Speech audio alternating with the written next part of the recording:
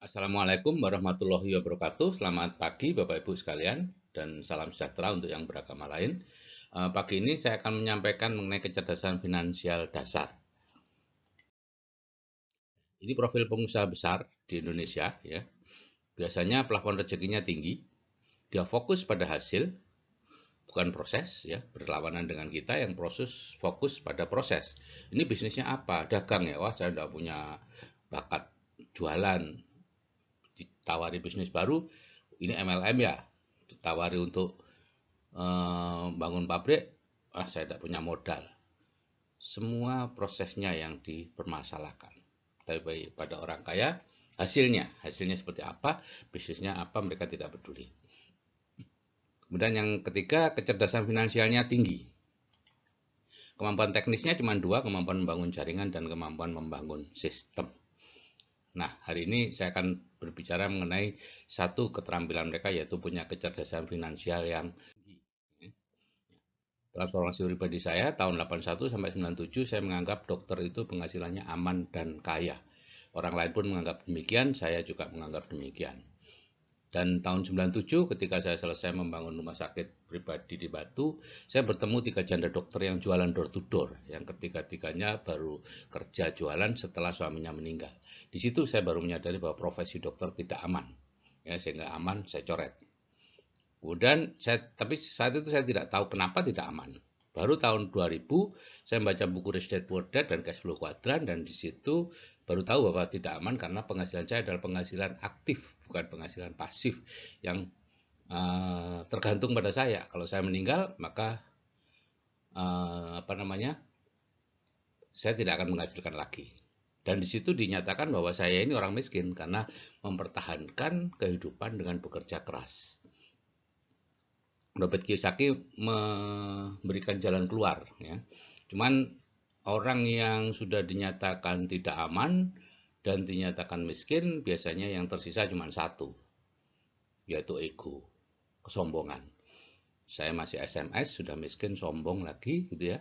Sehingga saya tidak mau mengikuti jalan keluar yang dianjurkan oleh Robert Kiyosaki. Baru tahun 2004 2003 saya ketemu mentor, kemudian 2004 dan 2005 sampai 2005 saya dibantu mentor membangun aset dan bisnis. Dan 17 Agustus 2005 saya berhenti praktek dan pensiun dini karena sudah mendapat sejumlah passive income dari bisnis yang saya bangun. Dan sejak itu saya menjadi provokator ya. Kalau ketemu orang saya selalu mengatakan nggak usah lama-lama bekerja mencari uang, cukup 10-15 tahun. Kalau Anda tahu cara menggunakan uangnya, maka uang yang diperoleh selama kerja itu sudah bisa mampu menghidupi kamu seumur hidup, bahkan sampai keturunanmu ya. Nah, tapi tentu tidak banyak yang mengikuti jalan itu. Masalahnya adalah begini Bapak Ibu ya, sistem pendidikan kita itu hanya melatih kita cara mencari nafkah. Belum ada pendidikan formal atau informal yang melatih kita untuk mengatur penggunaan uang yang kita peroleh. Akibatnya apa? Kecerdasan finansial kita rata-rata rendah. Dan ini bukan hanya di Indonesia tapi juga seluruh dunia. Ini faktanya ya. Setelah usia 65 tahun di Amerika Serikat, pada saat seorang sudah pensiun dan seharusnya sudah tahu dia termasuk kaya atau tidak, ternyata hanya 1% yang kaya. Ada 4% yang bisa mandiri secara keuangan, 5% masih harus bekerja keras, dan itu termasuk golongan saya dulu, dokter. 36% meninggal, dan 54% tergantung pada orang lain hidupnya. Nah, fakta yang kedua, di Indonesia 80% profesional berpenghasilan besar akan jatuh miskin di usia tuanya. Kemudian fakta yang ketiga, 90% penerima lotre besar akan jatuh miskin 3 tahun setelah terima lotre. Jadi di sini bukti bahwa kalau kita tidak punya kecerdasan keuangan, maka berapapun kita diberi habis. Cerdas keuangan itu apa sih? Mengerti 5 peraturan dasar keuangan atau finansial, yaitu bisa membedakan aset dan beban, mengerti arus uang atau cash flow, mengetahui cara menggunakan uang, memahami penghasilan aktif dan pasif, mengetahui definisi kaya dan miskin. Ya, saya akan jelaskan secara cepat saja. Peraturan pertama, mengetahui aset dan beban. Di sini sudah banyak orang yang kepleset, ya, mengira beban itu aset, Ya, padahal yang disebut aset adalah segala sesuatu yang bisa memberikan kepada kita pemasukan. Ya, misalnya saham, real estate, bisnis, ternak, lahan produktif. Sedangkan beban adalah segala sesuatu yang bisa menyebabkan kita mengeluarkan uang. Ya. Sekarang sedang rame-ramenya Bitcoin. Bitcoin bukan aset, Bitcoin adalah tabungan. Ya. Sama seperti dolar yang disimpan atau tanah yang disimpan. Itu tabungan. Nah, seharusnya aset itu dinaikkan, beban diturunkan. Tapi fakta yang terjadi, aset sama sekali tidak dipikirkan, beban yang terus dinaikkan. Ya, rumah, mobil, dan sebagainya. Nah, peraturan yang kedua, tahu tentang arus uang. Ada 3 macam arus uang atau cash flow, arus uangnya orang miskin, arus uangnya kelas menengah, dan arus uangnya orang kaya. Bapak Ibu baru disebut makmur atau kaya kalau memiliki arus uang orang kaya. Sekarang contoh ini arus uang orang miskin. Ya. Pemasukannya diperoleh dari pekerjaan, kemudian habis untuk pengeluaran, baik untuk makan, sewa, pakaian, hiburan, hutang. Aset dan beban tidak dipikirkan, dan tidak peduli kehidupannya apakah masih di tepi jalan di bawah jembatan atau sudah punya mobil, sudah punya rumah. Mungkin mobilnya 3, 4, 5. Tapi kalau pemasukannya berasal dari pekerjaan dan habis setiap bulan atau setiap tahunnya, itu cash flow-nya orang miskin. Kalau kelas menengah seperti ini, pemasukannya dari pekerjaan, tapi cukup banyak dibanding pengeluaran, tapi akhirnya diberikan beban. Rumah, mobil, gitu ya. Dan itu yang menyebabkan pengeluaran lebih tinggi. Sedangkan aset sama sekali tidak diperhatikan. Sehingga kelas menengah dan miskin ini kadang bulan ini kelas menengah, bulan depan miskin, kelas menengah lagi, dinaikkan apa? Ada uang lebih, dibelikan beban dalam bentuk cicilan, sehingga akhirnya terpaksa harus nyicil, ngepas lagi, miskin lagi, seperti itu umumnya. Ya. Nah, uang orang kaya pemasukannya tidak berasal dari pekerjaan, tapi berasal dari hasilnya aset.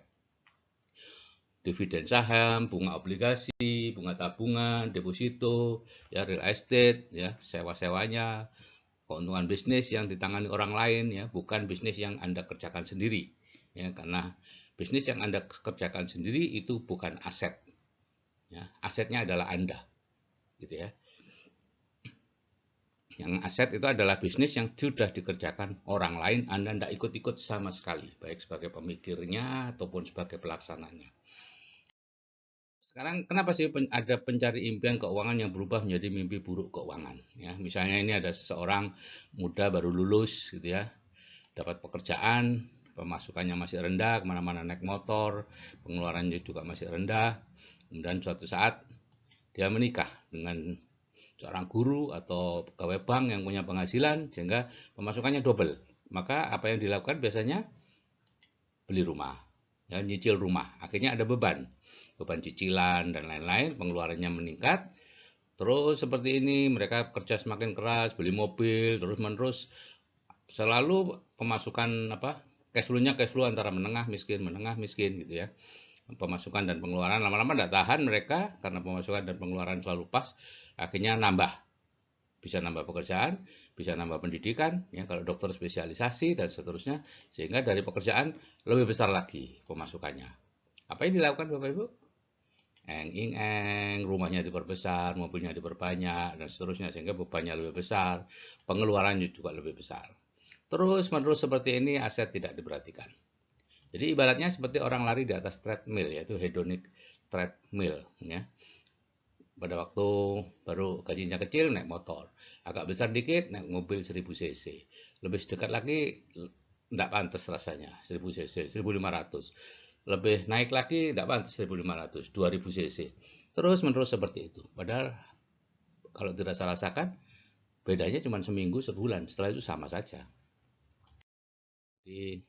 Nah sekarang mengapa orang kaya tambah kaya? Ya. Orang kaya awalnya juga bekerja, pemasukannya dari pekerjaan, gitu ya.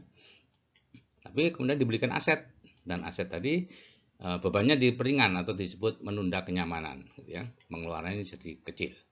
Ya, mereka tidak beli rumah, kontrak dulu atau tinggal di pabrik dan sebagainya. Dan aset memberi pemasukan, ditambah dengan pemasukan dari pekerjaan, dibelikan aset lagi, memberi pemasukan lagi. dibelikan aset lagi, membeli pemasukan lagi, terus seperti itu sampai asetnya naik, penghasilannya naik, pemasukannya naik, dia tidak perlu bekerja lagi dan sudah menjadi orang kaya. Mereka terus bekerja, tapi bekerjanya tidak untuk mencari uang, tapi untuk terus-menerus membangun aset yang baru.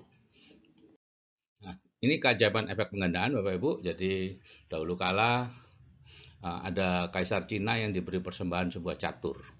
Kemudian karena tertarik dengan caturnya yang bagus itu, si pengrajin dipanggil, terus ditanya, kamu minta hadiah apa?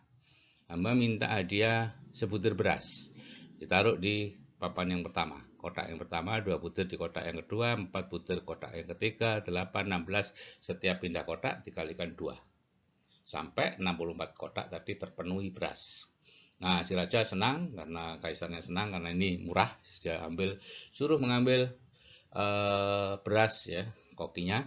Akhirnya di situ dihitung 632 64 128 ya, di akhir kotak yang pertama ada setumpuk kecil beras, kemudian teruskan 256 508 satu kantong kecil, 2 kantong kecil, 4 kantong kecil dan seterusnya.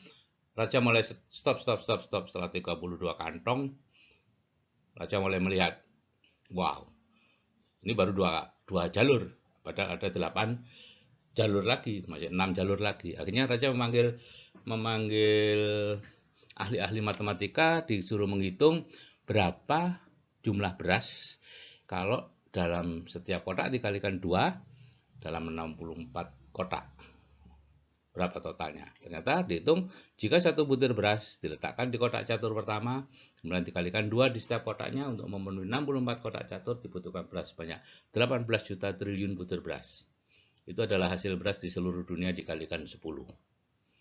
Nah, kemudian akhirnya dibatalkan perjanjiannya dan pengrajin tadi diberi tanah yang luas, hidup bahagia. Bapak Ibu, keajaiban efek penggandaan inilah yang membuat orang kaya tambah kaya. Sedangkan kita selalu menghabiskan. Mereka tidak, sedikit demi sedikit terus berlipat. Waktu yang akan menentukan. Pemanfaatannya seperti ini, Bapak Ibu, konvensional ya, berbunga perbankan, investasi ternak, ya, investasi sapi misalnya contohnya. Anda investasi setahun 1 sapi aja, dalam waktu 10 tahun Anda dapat 100 sapi. Coba Anda hitung nanti, ya. Dengan punya 100 sapi, Anda tidak perlu lagi bekerja. Karena tahun berikutnya Anda dapat 50 sapi yang bisa dijual. Kalau sapi-sapi harga 10 juta sekarang ya berapa itu? 500 juta. Nah, seperti itu Bapak Ibu. Ya. Kalau yang non konvensional yaitu networking ya, atau jaringan konsumen, misalnya ini saya baca di buku The Parable of Pipeline dari Book Hertz ya.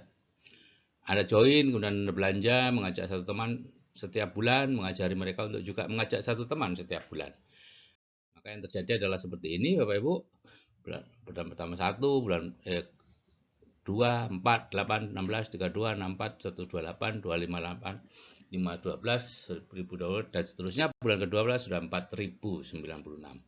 Jadi selama 12 bulan Anda menjoinkan 12 orang secara pribadi dan grup Anda menjadi 4000. Jika masing-masing belanja 500.000 sebulan, omset Anda 2 miliar tuh. Kalau bonusnya 10% ya 200 juta. Ya. Cuman masalahnya Anda kuat nggak di 4 bulan pertama? Ketika sepertinya tidak berkembang bisnis Anda. Biasanya rontoknya di situ, karena pikiran kita adalah pikiran linear. Ya, dengan gaji sekian, kenaikannya sekian persen, maka bisa diduga 10 tahun lagi gaji saya sekian. Jadi di sini juga seperti itu, mereka berpikir linear. Kalau sampai bulan ke-4 saja cuma punya 16, sampai bulan ke-12 berapa gitu ya.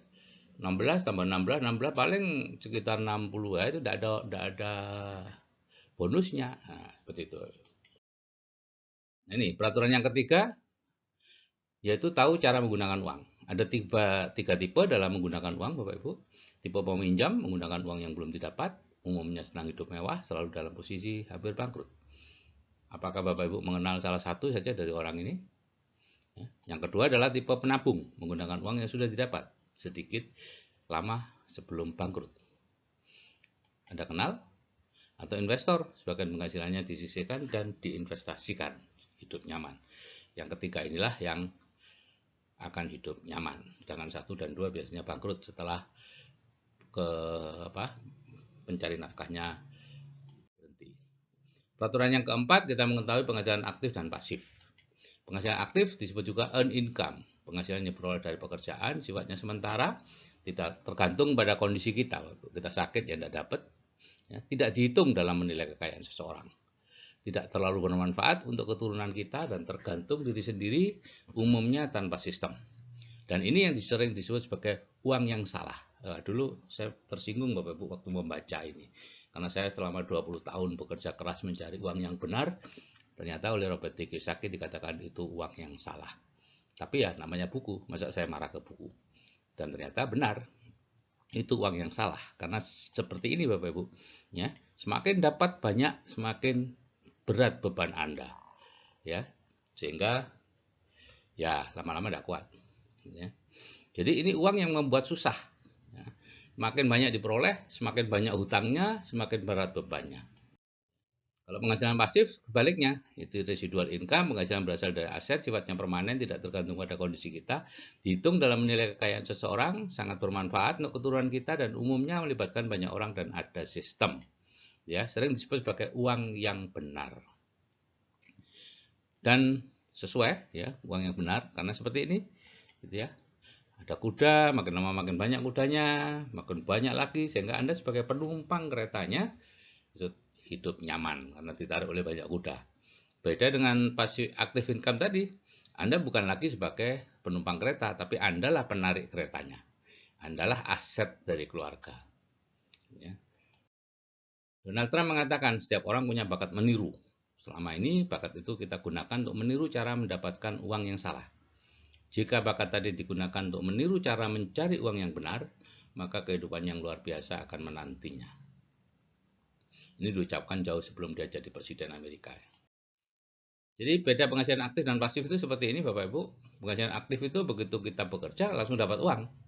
Gitu ya, namanya juga aktif. Tapi pada pertengahan tertentu menjadi datar, ya. Kalau Bapak Ibu usia 40-an di kantor sudah belum mencapai puncak, maka biasanya ya datar-datar saja nanti. Dan suatu saat pasti turun. Ini pasti sekitar 20% akhirnya pendapatan pada saat pensiun atau berhenti. Sedangkan penghasilan, di sini sifatnya kerja dapat uang, kalau nggak kerja ya nggak dapat uang. Nah, yang satu adalah penghasilan pasif, ya. Itu mula-mula turun karena sedang membangun aset, gitu ya. Terus naik terus sampai seperti punya pohon uang, gitu ya, tidak terbatas. Kerja membangun aset, aset itulah yang menghasilkan uang, ya, seperti membangun pipa. Kalau yang nomor 1 tadi seperti mengangkat ember, itu tidak diangkat lagi embernya, ya sudah, airnya tidak terisi kolamnya. Kalau ini kolamnya akan terisi terus, ya. Di sini kerja membangun aset, aset menghasilkan uang. Kalau nggak kerja, aset tetap akan menghasilkan uang kalau asetnya memang sudah terbangun. Nah, kalau kita mengenal penghasilan pasif dan aktif, maka ini ada 4 cara mendapatkan penghasilan. Employee, self-employed, business owner, dan investor, ya. Sebelah kiri itu active income, sebelah kanan passive income. Ya, employee itu kerjanya keras, tidak aman, tidak punya waktu, dan hidup diatur orang lain. Gitu ya. Seperti itu tuh, boneka yang diputar. Self-employed itu utangnya banyak, tidak punya uang. Nah, ini active income, 95% orang ada di sini. Kekayaan dunia 5% yang ada di sini. Bawaannya stres dan persyaratannya makin lama makin tinggi untuk berhasil. Dulu S1 udah luar biasa, top marko top tahun 70-an, ya. Sekarang S1 sama seperti lulusan SMA dulu, gitu ya. Guru dulu cukup SPG atau SGB, sekarang harus S1, ya, S2. Dokter juga begitu, dulu dokter umum cukup, sekarang kalau tidak spesialis tidak bisa seperti kehidupan dokter zaman dulu. Jadi di sini persyaratannya semakin berat. Ya. Nah, yang ketiga adalah business owner. Ini ada 3, konglomerasi, waralaba, networking. Untuk melihat apakah Anda di self-employed sebagai pengusaha kecil ataukah business owner, itu cukup tinggalkan aja bisnis Anda selama setahun. Kalau bisnis Anda setelah ditinggal setahun kembalinya masih jalan dan tambah bagus, Anda berada sudah business owner. Tapi kalau atau pemilik bisnis. Tapi kalau setelah ditinggal bangkrut, Anda sebetulnya bukan pemilik bisnis. Anda hanya pelaku bisnis dan asetnya bukan bisnis itu, asetnya adalah diri Anda sendiri. Dan yang terakhir adalah investor, mana punya banyak uang, ya, uang yang bekerja untuk kita. Dan yang kuadran kanan ini passive income, ya, ada 5% orang yang ada di situ, tapi kekayaan dunia 95% ada di situ. Ya, dan tentunya freedom, semakin besar semakin freedom. Nah, Robert Kiyosaki mengatakan jangan terlalu lama ada di sebelah kiri, pergilah ke sebelah kanan. Dan disinilah saya berfungsi, yaitu menjadi provokator agar Anda segera ke kanan, ya, meninggalkan slave of money, menjadi master of money. Peraturan yang terakhir, tahu, kaya, dan makmur. Ya. Kita disebut kaya atau makmur jika penghasilan pasif kita lebih besar dari biaya hidup kita. Atau ukurlah indeks kemakmurannya, penghasilan pasif dibagi biaya hidup. Kalau indeks kemakmurannya lebih besar dari 1, itu makmur, jauh lebih besar dari 1, itu kaya. Ya. Coba Bapak Ibu ukur indeks kemakmuran Anda 10 tahun, 15 tahun, 5 tahun dari sekarang. Naik atau turun? Gitu ya. Kalau saya turun terus Bapak Ibu. Dan saya percaya sebagian besar teman-teman dokter turun terus. Buktinya apa? Semakin tua, semakin keras kerjanya. Gitu ya. Semakin banyak pasiennya. Kalau saya dulu pada waktu junior kerja praktek hanya sore hari, seminggu 5 kali. Setelah jadi dokter senior, pagi sore prakteknya. Gitu ya. Kelihatannya, bagus tuh pasiennya banyak. Sekarang saya melihat, tambah lama tambah miskin loh. Gitu. Karena ya bukti bahwa kita kerja semakin keras itu membuktikan bahwa kita semakin miskin. Ya, harus bekerja, ya, bedakan dengan kalau kita kerja dengan sukarela. Tapi di sini kita harus bekerja karena kebutuhan kita menuntut kita. Miskin itu sebetulnya tidak ada definisinya karena semua orang membelokkan jadi cukup. Padahal di dunia keuangan tidak ada cukup. Yang ada adalah kekurangan uang yang dicukup-cukupkan. Nah, Jose Mujica, Presiden Uruguay mengatakan, orang miskin adalah mereka yang bekerja keras hanya untuk membayar gaya hidupnya yang mahal dan selalu ingin lebih dan lebih. Tidak perlu angkat tangan Bapak Ibu, karena sebagian besar yang membaca ini termasuk dalam golongan ini, karena saya dulu juga di sini. Jadi seperti ini Bapak Ibu, mula-mula sedikit yang digeret, makin lama makin berat, dan lama-lama tidak kuat. Jadi hati-hati Bapak Ibu, yang hidup mewah belum tentu kaya, yang hidup sederhana belum tentu miskin.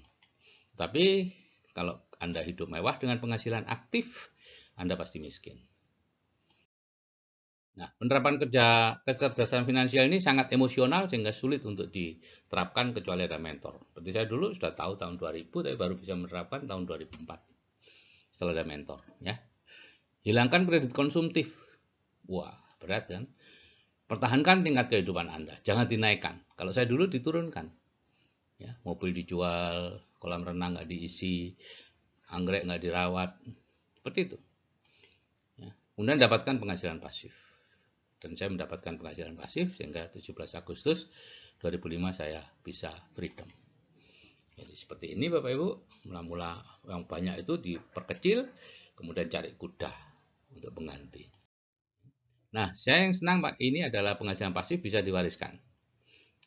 Jadi kenapa saya ngotot cari penghasilan pasif? Karena di kuadran kiri, ya kuadran saya dulu selama 25 tahun itu aktif income. Misalnya nih ayahnya jadi guru, anaknya jadi dokter, cucunya jadi apalah. Semuanya mulai dari awal. Tidak bisa meneruskan apa yang sudah dicapai oleh orang tuanya. Berbeda dengan kuadran kanan yang pasif income. Bisa meneruskan Bapak Ibu. Sangat bisa meneruskan sehingga bisa mencapai puncak. Sehingga saya di kuadran kanan bekerja tidak sia-sia untuk anak-anak dan cucu. Ya, kalau saya sih sudah puas dengan apa yang sekarang ini. Ya, tapi anak-anak dan cucu perlu saya siapkan untuk mereka nanti tidak perlu lagi bekerja mencari uang. Oke Bapak Ibu, jika saya yang sudah berumur saja bisa, saya pastikan Anda juga pasti bisa. Saya akhiri. Wassalamualaikum warahmatullahi wabarakatuh. Selamat pagi untuk yang beragama lain.